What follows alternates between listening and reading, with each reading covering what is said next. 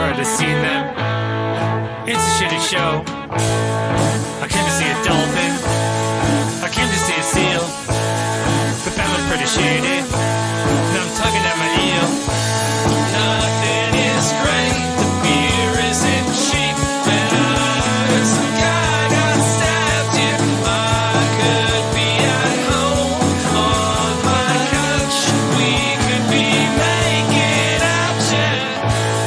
I kinda wanna leave here, but you don't wanna go. I found this place immoral, but only on the show. We wasted a whole night here. There's nothing left to do. Could have been home, dear, sitting next to you.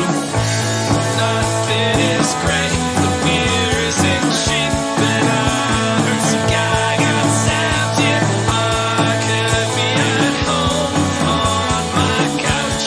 We could be making out, yeah. I really wanna leave here. I just check my phone. Coming on a rampage. Looking for some blow. Time for us to go home. Time for us to leave. Shark's fucking cool though. But it's $10 a beer. Nothing is great. The beer isn't cheap. And I heard some guy got stabbed here. I could be at home on my couch.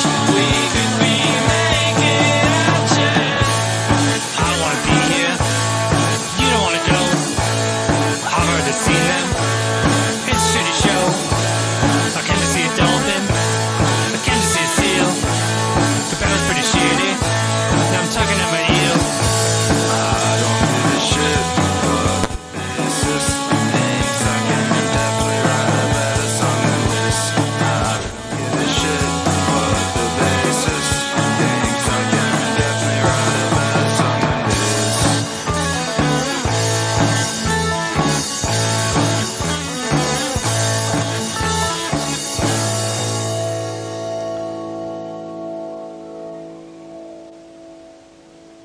That was Predatory Lenders with Aquarium, which seems to be the new theme tune for the show. My computer just crashed, so that's why I'm late. Thanks for tuning in. We'll have a very special show tonight if it works. I did an interview with Shocklore last night, who are my favourite hardcore punk band, and it was an absolute pleasure. And I'm going to start the show with one of their songs called Kong Rides the Bomb.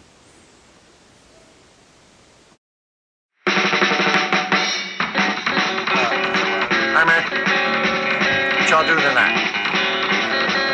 I don't know. What you doing tonight? Nah, man, I don't know. How about this thing called Hulu? Hulu? What the hell is that? Kind of like some Japanese thing or something. No, Hulu is it's this new thing on your computer. You can watch movies and things. And I heard about this movie with this guy who like rides a nuclear bomb. You want to? Okay. Let's put it on. Okay.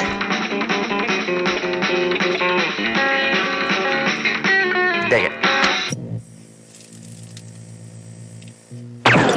Gonna be a gunfight.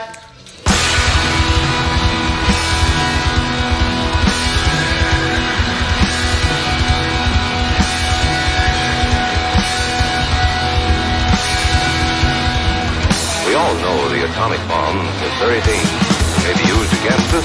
We must get ready for it. Just as we are ready for many other dangers, we must be ready for a new danger. The atomic bomb. Hey, boy.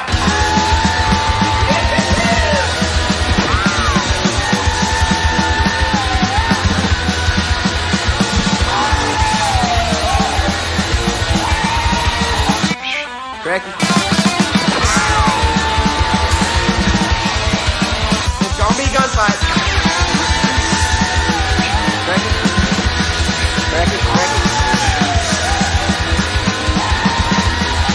Cracky. Hey, Cracky. Cracky. You seems like you're all pretty fresh.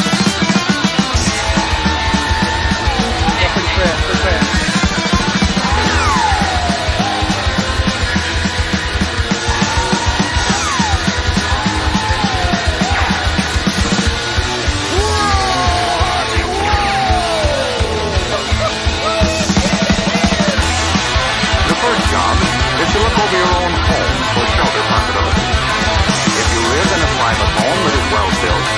cellar is the safest place to do. The lower you get, the more barriers there are likely to be against glass, heat, and radioactivity. Select the basement wall nearest the probable target area of your city. If the house is blown over, it will most likely fall away from this wall. If you have a workbench or strong table big enough to get under, move it into your shelter area near a wall. To take shelter, lie under the table. Bobby Sue, would you look at that LMA go?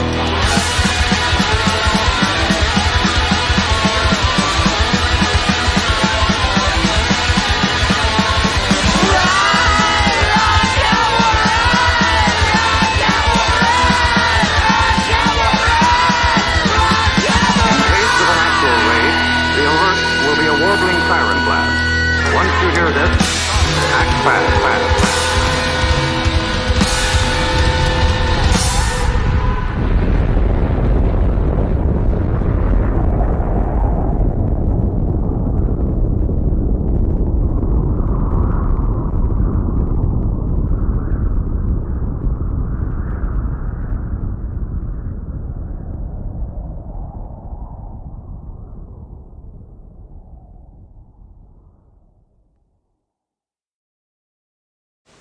What a fabulous track that is.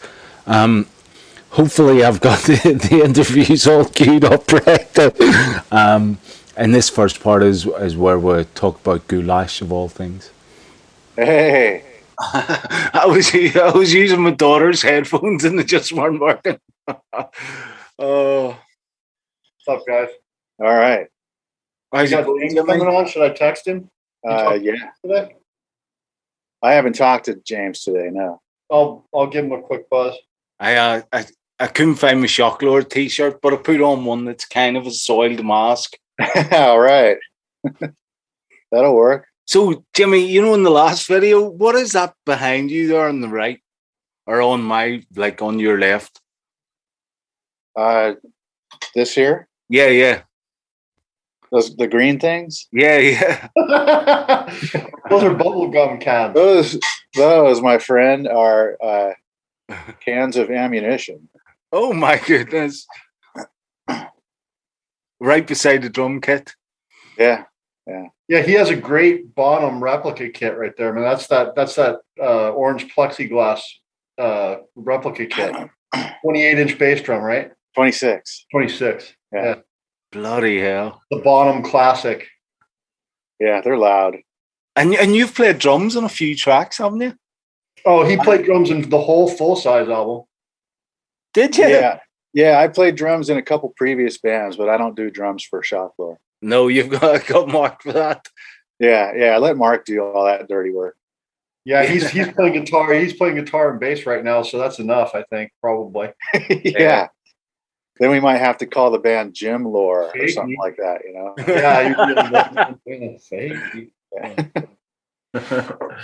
Bloody hell. The guitar stuff you did on that track we did together is amazing. Thank you. That was a lot of fun, man. That was I was just thinking about this earlier this morning, you know. I've always been a big fan of bringing different genres together and coming up with some kind of like goulash, you know. and like an Irish stew. Yeah, some people don't like that. Like some people that like heavy music, they say, "Oh, that's not going to play that." Or people on the other side, they say, "Hey, that's too heavy. Can we tone it down a little bit?" I like to bring the different pieces together and just see what happens and see what it sounds like. Yeah, no, it's definitely the way to do it. Like it's absolutely brilliant. Yeah. I think that's kind of what you're saying is probably really, if you think about it, the foundation of what Shock Lore is really goulash. Yeah, I mean, but we were all into heavy music though, whereas the stuff that we did with Paul, you know, you're bringing in two totally different, you know. That was fun. Yeah, that was a lot of fun. Yeah, funny. I was reading some of your reviews before this, right? And like they're all dead good. And like Drum Wizardry's one that came up, Metal Champion Riffs that came up quite a bit. And then, but one that came up was punk vocal delightfulness. No, that would be Timmy from Forkster, man. Yeah, and I was like, what? He got himself a thesaurus. It's like a delight, the vocals, but I don't know how you can call them punk vocal delightfulness. You're not allowed to use those two words in the same sentence. Yeah. It's flipping brilliant. So listen, when's volume 2 coming out? We're working on it right now, and we're gonna shoot for probably around Christmas time to have it all done and released. Excellent. Yeah. And like volume 1's 21 full-on tracks. Mm-hmm. And so how many are you going for with this one? Oh, Jim, what do you think? At this point, it's really just whatever we can come up with. There's a lot of stuff in the works right now, and I think we're just going to err on the side of meeting our deadline as opposed to trying to we're going to have 25 songs. Like I think I'd rather meet the timeline rather than to say that we need a certain amount of songs. Yep. Yeah. Yeah. The thing is, you probably need about 50 of what some kind of gothic, don't you? Yeah. We could do that. That's easy. Right? We've got tons of material still to go through. We've got a couple songs already written, and we still got a ton of material to go through. And Jimmy and James and I were all in Idaho together, which is where Jimmy lives. We did a lot of jamming and like just set up, Zoom cameras or whatever and recorded them. Yeah. Recorded or not Zoom, GoPro. Sorry. Yeah. Recorded all the jam sessions. So I sent that all to Jim and James, and they're like going through it now. But we've already got a couple songs written still.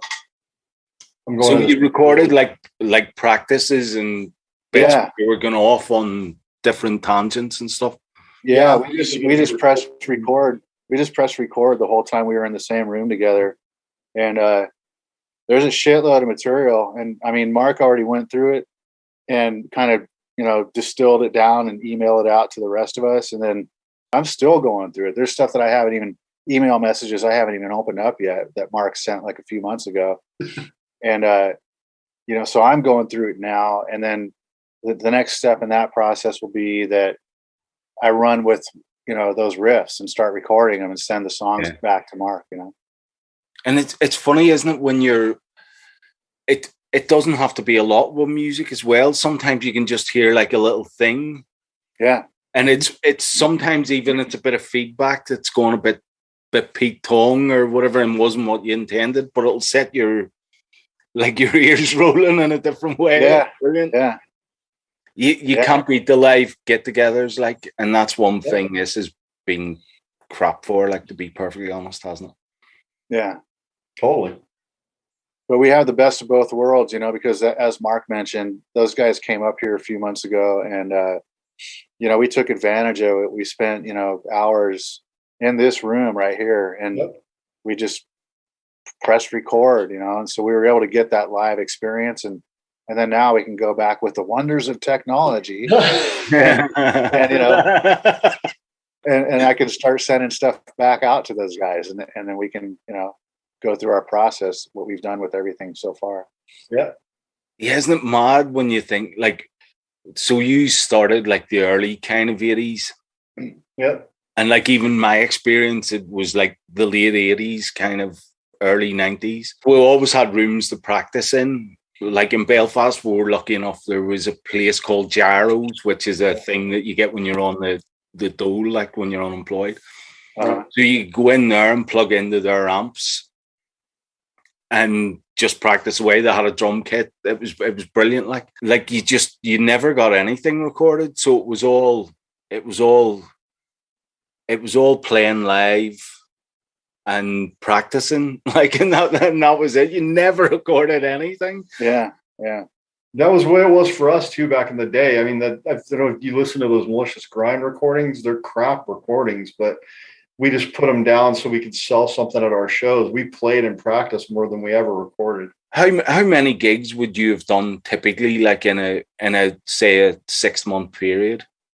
back then we would play every other weekend or so. Just do the math on that, it's a couple dozen for sure. Yeah, last band that I was in before I moved up here, we were gigging, once, maybe twice a month. And how many, Jimmy, like, do you get at the gigs? It would vary. I mean, we were playing really small venues. So, I mean, you're talking anywhere from like maybe 50 to 100 people, something like that. That's good. Like, that's good. Yeah. I flew over to Newport to meet Jay, actually, from SLE. And we went to see a band.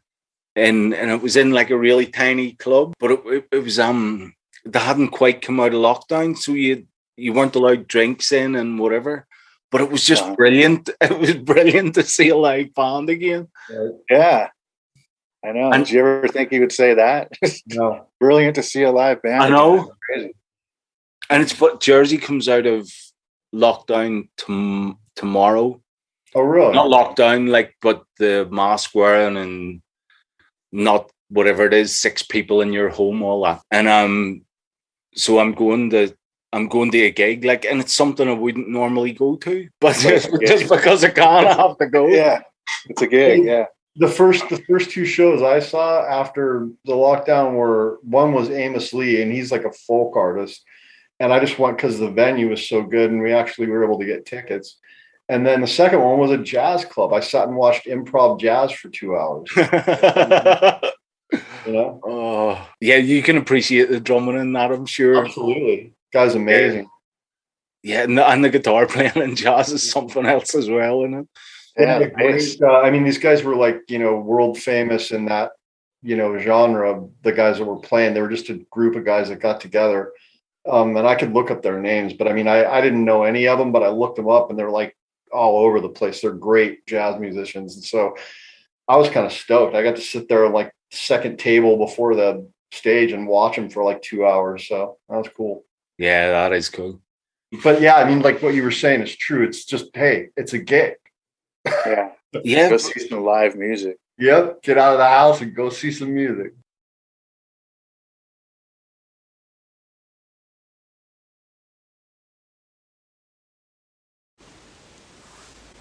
And that's exactly what I'm doing tonight after this show. I'm not too sure what's happened there, but let's go with a drag. This is Shockler, of course.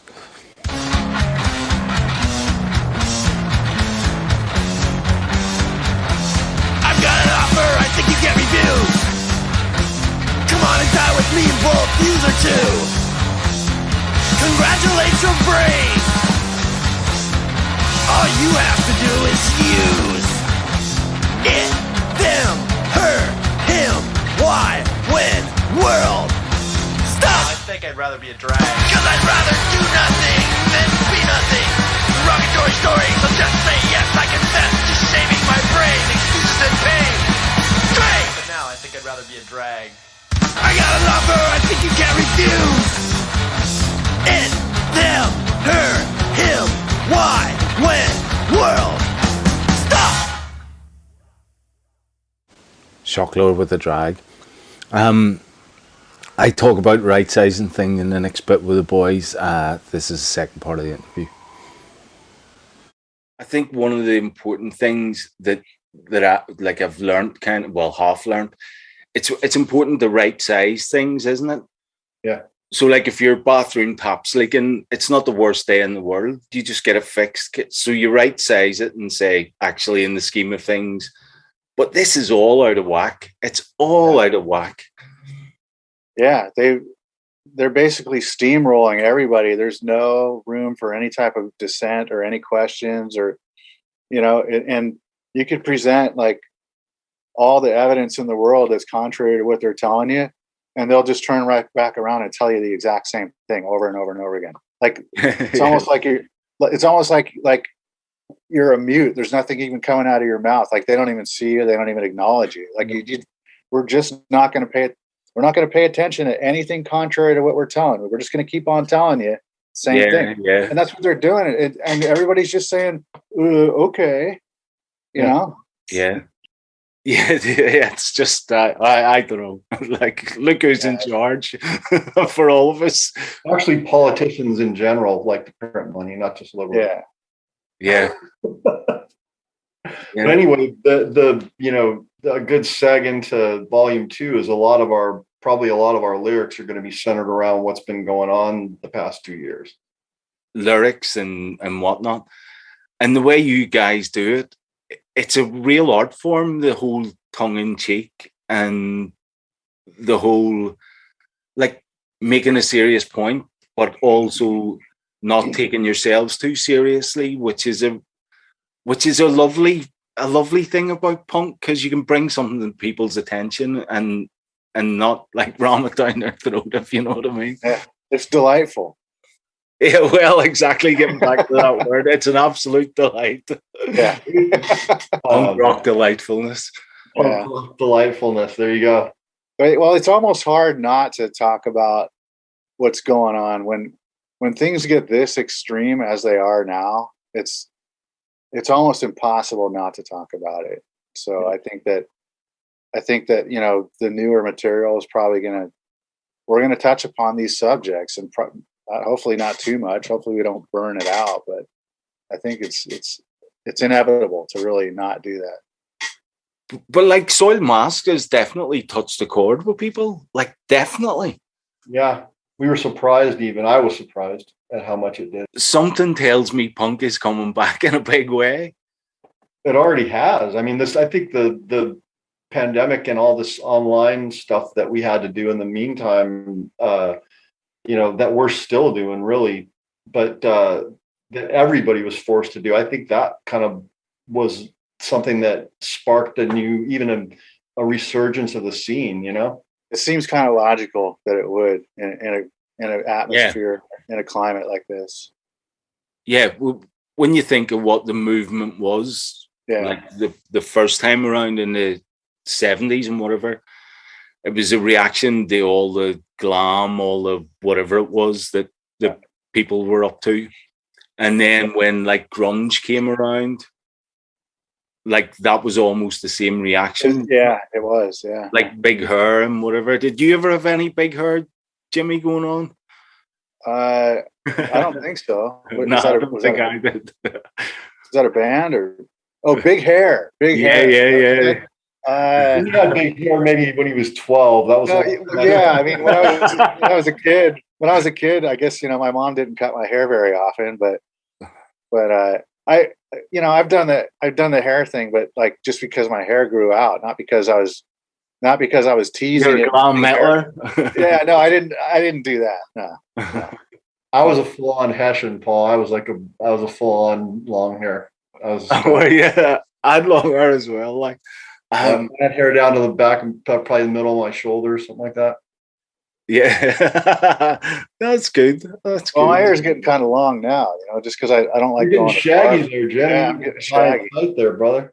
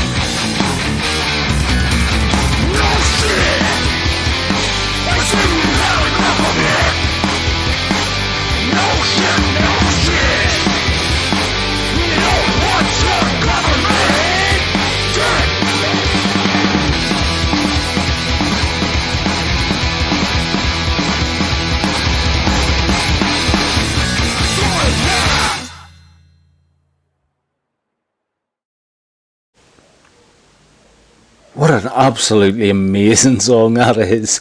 It's superb. In the next part of the interview, we actually talk about a song called Hardcore Wallflower, and this is it. The thing is that there's a lot of places, like where I live, for instance, that nobody really knows about. Like nobody goes there. It's really far out of the way. And, the closest cities are 3 hours away. Right. Yeah. And, there's places like this, like they didn't really shut down. Like stuff's been happening the whole time, but it's not like you're going to, the Long Beach Arena or something like that. You're going to some little hole in the wall type of place where they never really shut down. But it's the bigger cities and metropolitan areas where, they've taken on these draconian mandates. And until we start to see those open up without all the mandates and restrictions, which, hey, who knows if that's ever going to happen. But until we see that, it's some of these kids that are coming up now, they're never going to know what it was like to be out, to go out and gig and play in front of a bunch of people out in the city. Yeah. Or to go to shows like we went to shows where there's just like bodies flying everywhere, no, no mask, no bullshit, no separation. Actually an absence of separation, if anything. Yeah, you wanted it. You wanted that 6 foot between you and the big guy. And the one thing that I'm going to clip in tomorrow night is the versions of 2 words I can't say. Hardcore, I can say that all right, but Wallflower, I'm not too good at that. So Hardcore Wallflower will have a version by Malicious Grind, one by Full Size and one by Flappy Curtain. Right. And I think what we'll do is we'll put out like a little Twitter vote. So I'll play all that would be awesome versions. Like I'll introduce it. I really mouthed it out to our guitar player Craig Davis and Malicious Grind. I went, "Hey, can you do this?" No, no, no, no, no, no, no, no, no, no. And he went, "Yeah." And he did it. And I'm like, okay, let's make a song out of that. And it was a stupid little short song, but we had lyrics. I had written lyrics about guys who sit at shows and don't slam, like, so Hardcore Wallflower. Yeah. Yeah. And then that's me. I'm one of them. Yeah, I am now. Not before, but yeah. Our singer Jim Seth from Floppy Curtain, when Jimmy was playing bass for Floppy Curtain, I was playing drums, and this guy Jim was singing. He really liked the song, so him and another friend of ours, Tony, wanted to redo it for Flappy, and so we did that, and we recorded that all with like me and the bass player before Jim, but in Floppy Curtain, but we recorded that all in one room in one day. We recorded the whole second part of Floppy Curtain. So that would be like Mexico Trip, Tommy Lasorda, Life of a Gardener, and Hardcore Wallflower all in one session. So we just hit record on a 4-track, basically. Oh, a 4-track? God, you remember? I remember those. I don't know how you guys decided to do Hardcore Wallflower, Jim, but you can. Well, so this guy Chuck that we grew up with, he played in Flappy Curtain. He played guitar in Flappy Curtain, and but then when Flappy sort of, came apart, Chuck Chuck and I decided let's start a new band, and that's when we started Full Size. And so we, in order to sort of get us rolling, we used some of the previous Flappy songs to get started, and then we started writing our own stuff.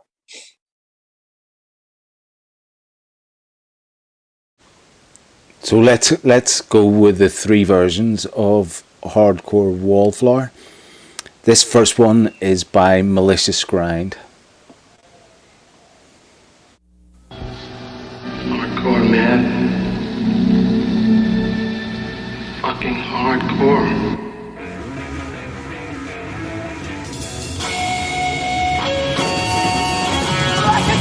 Because I think I'm hardcore. When I get so lady, get weak and they move on the floor. Wonder what I get up from the in my pocket when I choose the attitude that makes me what I am. Hardcore, hardcore.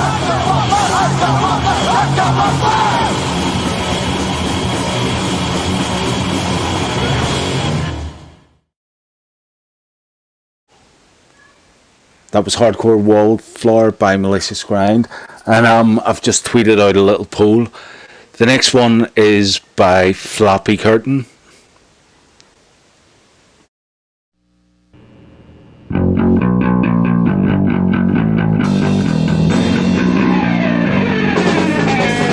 I can fuck the image cause I think I'm hardcore. I can't drop my knees, get weak when things move on the floor. Wouldn't wanna get a bruise hands in my pockets when I do attitude that makes me what I am. Hardcore, hardcore, hardcore, hardcore, hardcore, hardcore, hardcore, hardcore.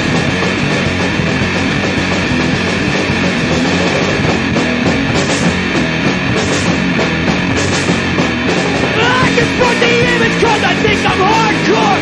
All I do is beat your ass and knock you to the floor. I don't wanna be a cock, it's just my fucking stupid shock mentality that makes me who I am. So hardcore! That was Floppy Curtain with their version of Hardcore Wallflower, and the final one is Full Size.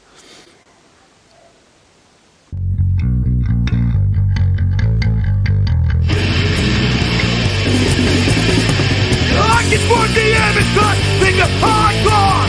I get up, things get weak, things move on the floor. Wouldn't wanna get a bruise and fucking swear I just, and it just makes who I am. Hardcore, hardcore, hardcore, hardcore, hardcore, hardcore, hardcore, hardcore.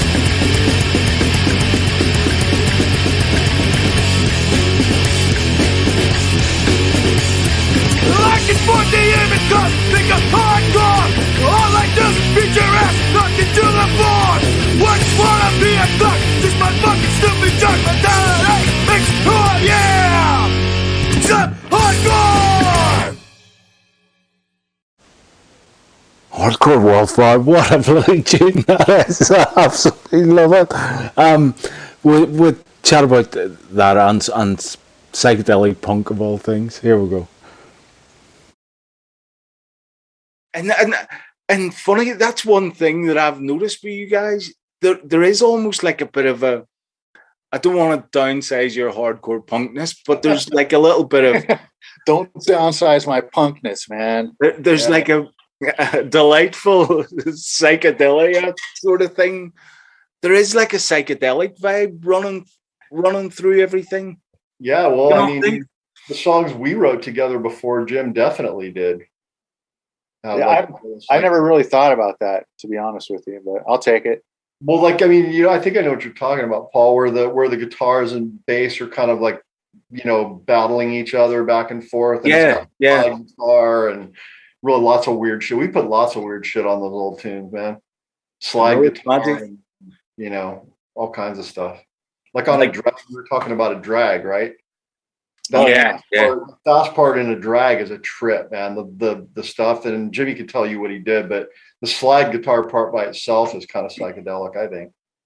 Because it's your trip. The start of it, it's just insanely good. How the hell you did the vocals as well? I have no idea. Yeah, Jim did the vocals. That was. Did you do the vocals, Jimmy? Yeah, Jim did the vocals for that one. I wrote the song with Jim, but he did the lyrics.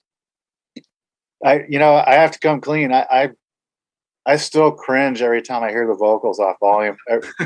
Every time I hear my vocals off of volume 1, I'm just like, oh my God, really? It's one of those things. I just cringeworthy to me.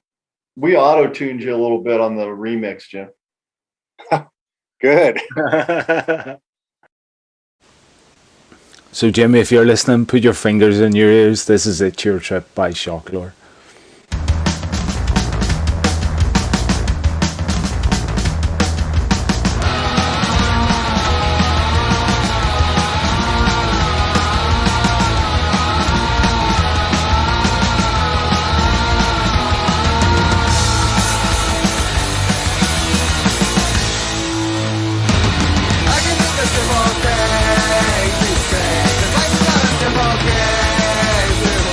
I'm not the one to talk to you.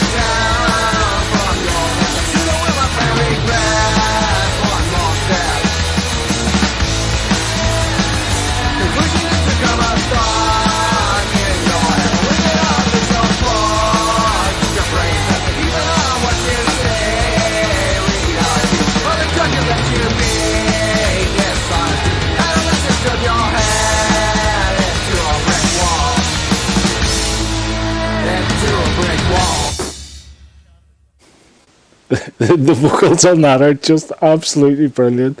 We'll talk about it some more here. This is the fifth part of the interview. Another thing, which is we're going to be doing a video for Soiled Mask here real quick, definitely before the new album comes out.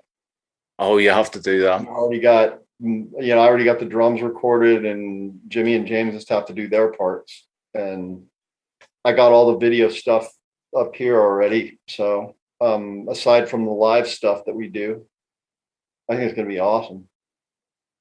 Oh, it's going to be brilliant.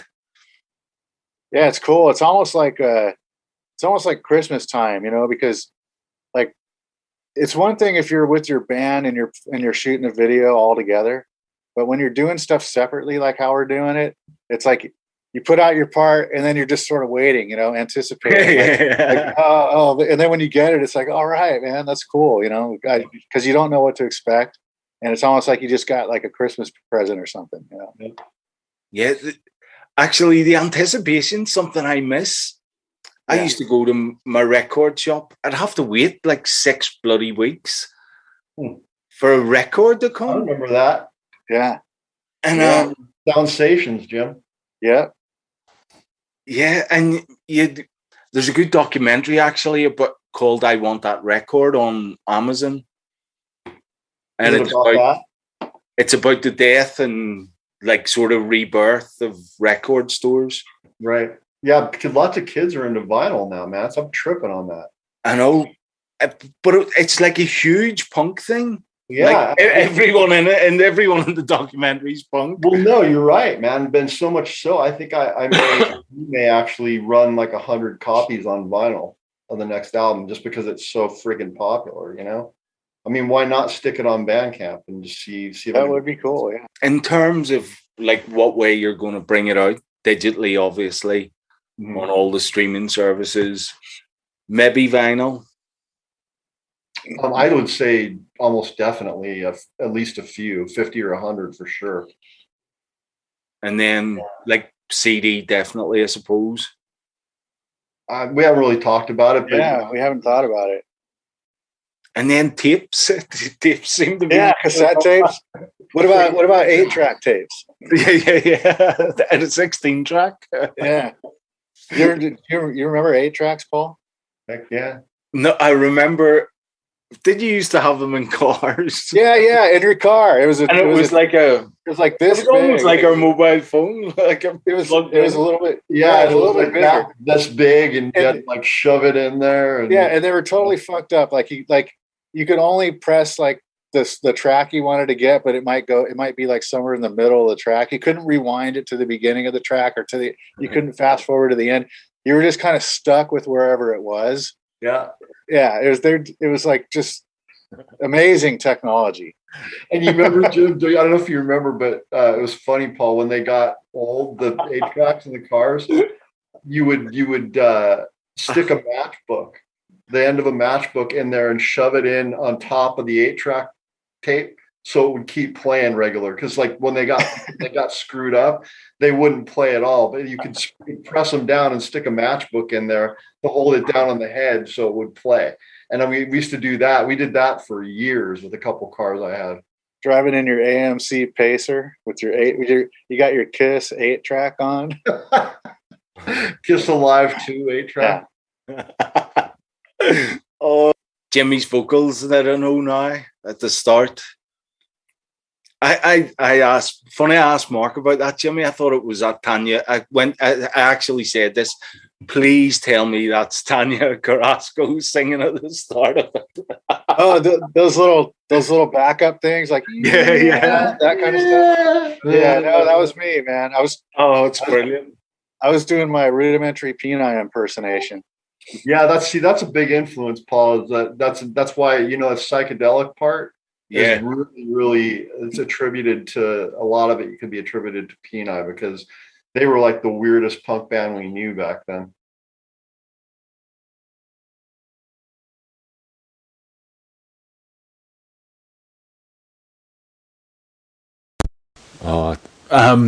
The next, I'm going to play a Flappy Curtain song actually, and we talked about this song a lot, and I was saying how it's a bit too close to the bone. Listen to the lyrics.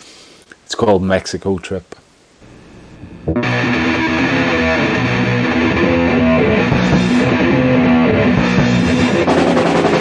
start that when you're on your way home.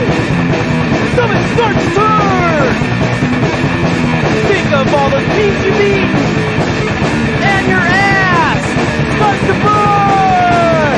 You want to shit, but you're on the freeway and there's nowhere to go. Look down on the floor and say, I don't think so. Finally make it home and you head for the front door. Get to the bathroom and you pull down your pants. But the shit hits the floor.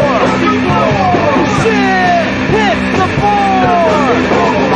Oh, what a crack. Don't be a knack. Just clean up your shit. Don't fucking whine, you little swine. It's the Mexico trip.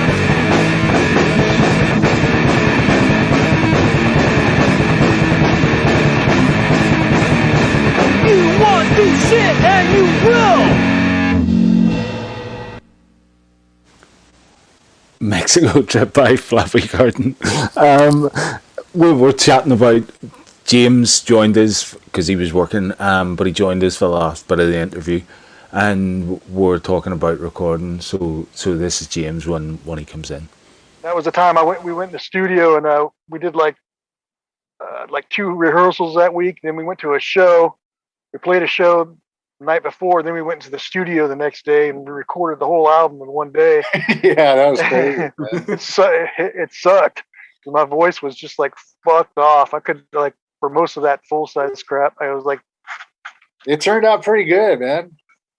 Everybody kind of just did their tracks. Like I think we all did them in mostly one take, and we just like plowed through our whole album in one day. That's pretty badass. yeah. I remember the guy that the engineer was like, I've never had this happen before. You guys fucking did a whole album in one day, 13 songs or 12 songs or whatever. I go, oh, fucking cool. We've practiced like how many times a week? Twice a week for years? Yeah, we practiced all the time. We were pretty tight. Yeah, definitely. It sounded the same on stage, so that's all that matters, you know. Yeah. Didn't sound any different than from the album. You know what I mean? No special effects. Right. At all. Probably Whereas, needed some though. Yeah, whereas like with the new stuff, like I think I'm gonna do some like 20 guitar tracks, special effects. Hell yeah, why not? Yeah. Or maybe got it, do it. Maybe only 19. Yeah, I'm cool with it. Yeah. As long as you can play it on stage.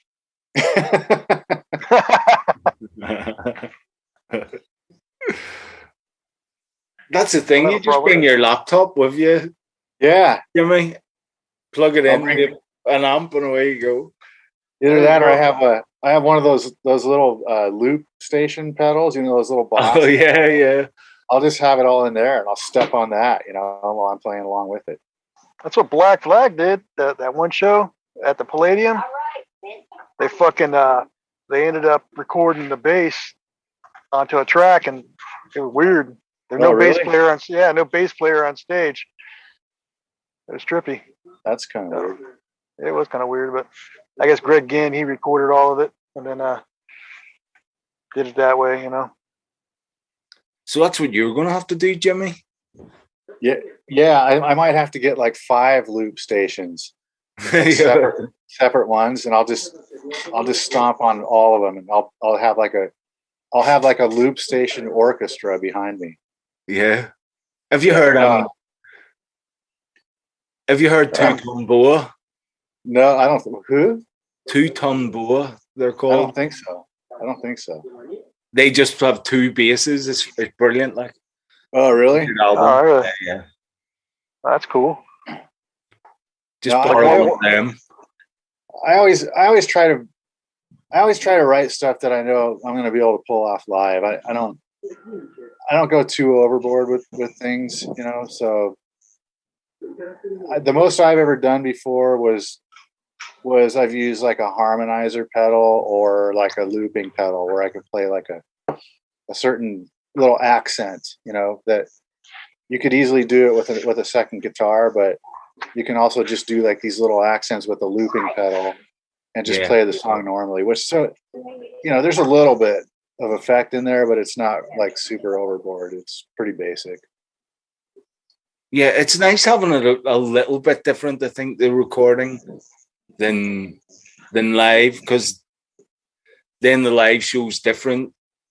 Yeah. And it's always more in your face, the live show anyway, isn't it? Well, hopefully. Yeah. I could show you my studio, but we'd have to walk past a bunch of dog shit and weeds and stuff to get to the garage. Glamorous, James. It's pretty glamorous. Yeah. Dog shit studios. I got a little setup, foam booth set up, like a partition, and then a studio mic in there, and then a laptop, and like a little effects thing. That's it. Yeah, you don't. Simple. Do you use much reverb or anything, James? I usually use a little bit of chorus and flange. That's about it. But now I've just been going straight in. Like I've been just going straight in, and then let Mark's guy over at the studio, or the guy that masters everything. Yeah. Add whatever he wants to Devin, whatever he wants to do. I think that's the way to do.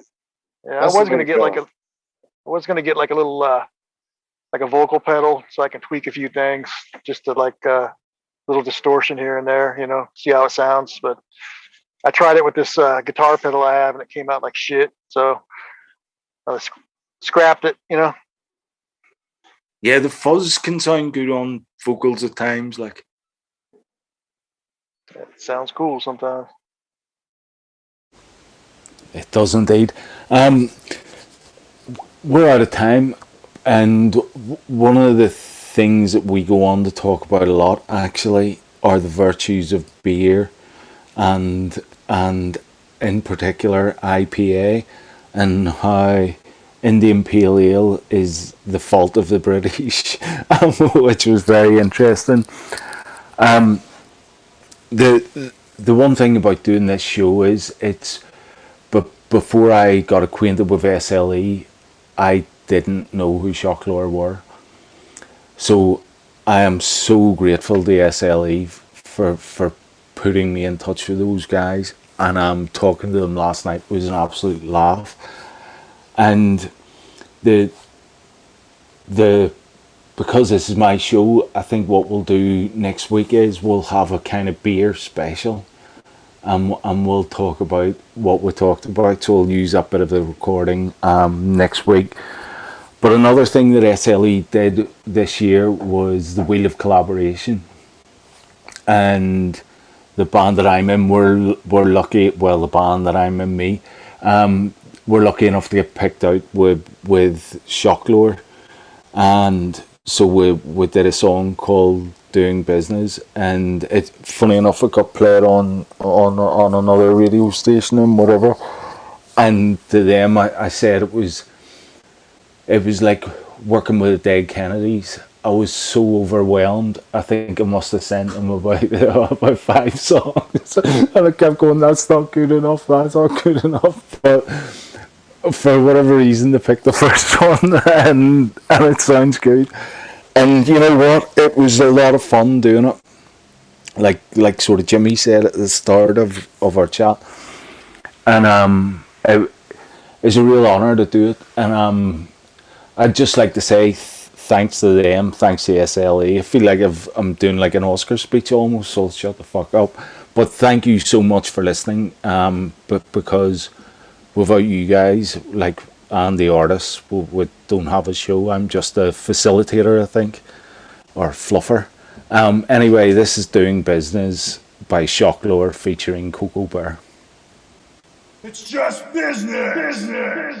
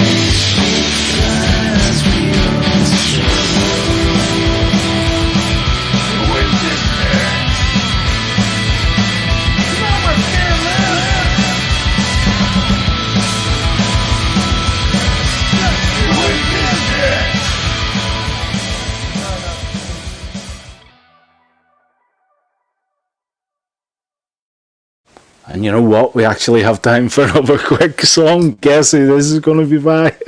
This is Shocklore with Shocklore. Thanks a million. Take care and see you next week.